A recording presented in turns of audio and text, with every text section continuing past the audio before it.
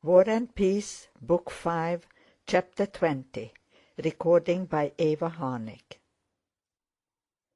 Rostov had come to Tilsit the day least suitable for a petition on Denísov's behalf. He could not himself go to the general in attendance, as he was in mufti, and had come to Tilsit without permission to do so, and Borís, even had he wished to, could not have done so on the following day. On that day, June 27, the preliminaries of peace were signed. The emperors exchanged decorations. Alexander received the Cross of the Legion of Honor, and Napoleon of the Order of St. Andrew of the first degree, and a dinner had been arranged for the evening, given by a battalion of the French Guards to the Preobrazhensk battalion. The emperors were to be present at that banquet. Rostov felt so ill at ease and uncomfortable with Borís that when the latter looked in after supper he pretended to be asleep, and early next morning went away, avoiding Borís. In his civilian clothes and the round hat, he wandered about the town, staring at the French and their uniforms, and at the streets and houses where the Russian and French emperors were staying. In a square he saw tables being set up and preparations made for the dinner. He saw the Russian and French colors draped from side to side on the streets, with huge monograms A and N. In the windows of the houses also flags and bunting were displayed. Borís doesn't want to help me, and I don't want to ask him. That is settled, thought Nicholas. All is over between us, but I won't leave here without having done all I can for Denísov, and certainly not without getting his letter to the Emperor. The Emperor! He is here, thought Rostov, who had unconsciously returned to the house where Alexander lodged. Saddled horses were standing before the house, and the suite were assembling, evidently preparing for the Emperor to come out. I may see him at any moment, thought Rostov. If only I were to hand the letter direct to him and tell him all. Could they really arrest me for my civilian clothes? Surely not. He would understand on whose side justice lies. He understands everything, knows everything. Who can be more just, more magnanimous than he? And even if they did arrest me for being here, what would it matter? Thought he, looking at an officer who was entering the house the Emperor occupied. After all, people do go in. It is all nonsense. I will go in and hand the letter to the Emperor myself, so much the worse for Drubetskoi, who drives me to it. And suddenly, with a determination he himself did not expect, Rostov felt for the letter in his pocket and went straight to the house. No, I won't miss my opportunity now, as I did after Austerlitz, he thought, expecting every moment to meet the monarch and conscious of the blood that rushed to his heart at the thought. I will fall at his feet and beseech him. He will lift me up, will listen, and will even thank me. I am happy when I can do good, but to remedy injustice is the greatest happiness. Rostov fancied the sovereign saying.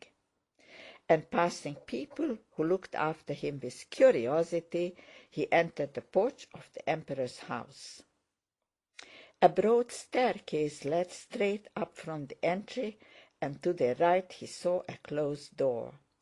Below, under the staircase, was a door leading to the lower floor. "Whom do you want?" someone inquired. "To hand in a letter, a petition to His Majesty," said Nicholas with a tremor in his voice. "A petition? This way, to the officer on duty." He was shown the door leading downstairs, only it won't be accepted." On hearing this indifferent voice, Rostov grew frightened at what he was doing. The thought of meeting the Emperor at any moment was so fascinating and consequently so alarming that he was ready to run away, but the official who had questioned him opened the door and Rostov entered. A short, stout man of about 30, in white breeches and high boots and a batiste shirt that he had evidently only just put on, standing in that room, and his valet was buttoning on to the back of his breeches a new pair of handsome silk-embroidered braces that for some reason attracted Rostov's attention. This man was speaking to someone in the adjoining room. "A good figure, and in her first bloom," he was saying, but on seeing Rostov he stopped short and frowned. "What is it? A petition?" "What is it?" asked the person in the other room. "Another petitioner," answered the man with the braces. "Tell him to come later." "He will be coming out directly. We must go." "Later, later, tomorrow. It is too late." Rostov turned and was about to go, but the man in the braces stopped him. "Whom have you come from?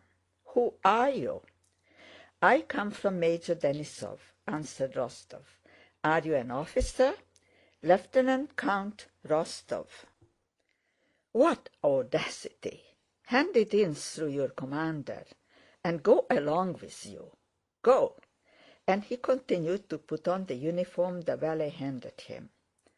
Rostov went back into the hall and noticed that in the porch there were many officers and generals in full parade uniform whom he had to pass.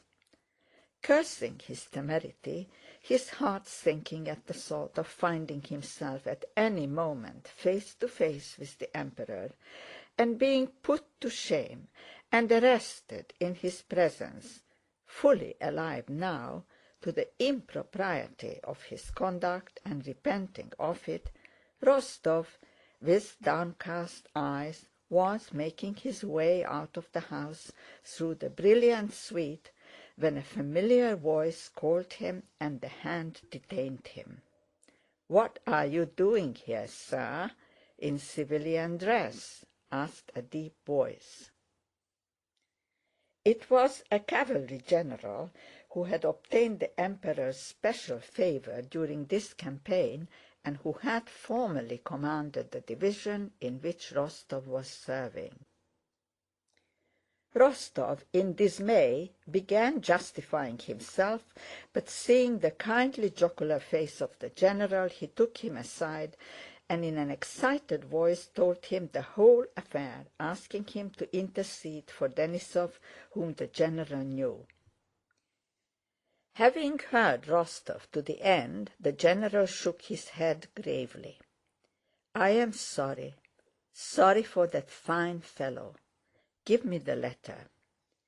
Hardly had Rostov handed him the letter and finished explaining Denísov's case when hasty steps and the jingling of spurs were heard on the stairs, and the general, leaving him, went to the porch.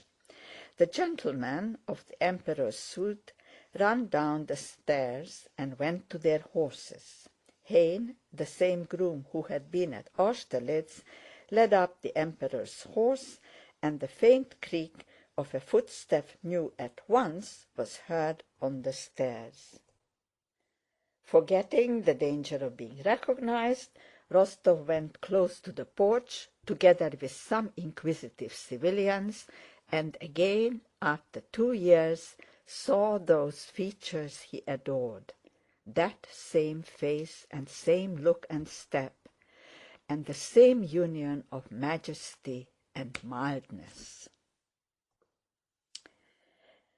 And the feeling of enthusiasm and love for his sovereign rose again in Rostov's soul in all its old force.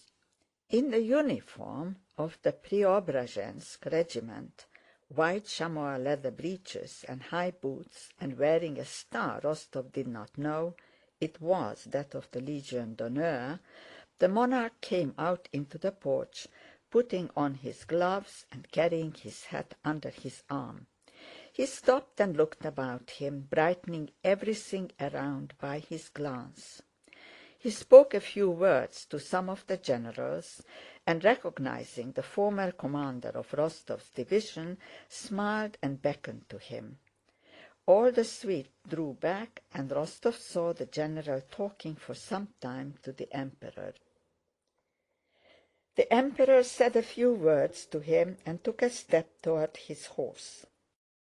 Again the crowd of members of the suite and street-gazers, among whom was Rostov, moved nearer to the Emperor.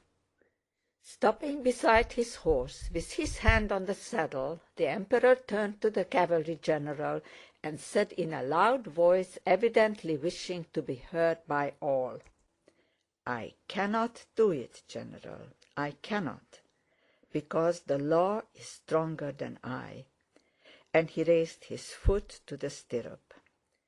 The general bowed his head respectfully, and the monarch mounted and rode down the street at a gallop.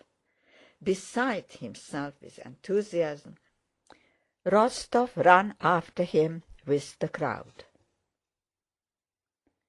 End of chapter 20. Recording by Eva Harnick, Ponte Vedra, Florida.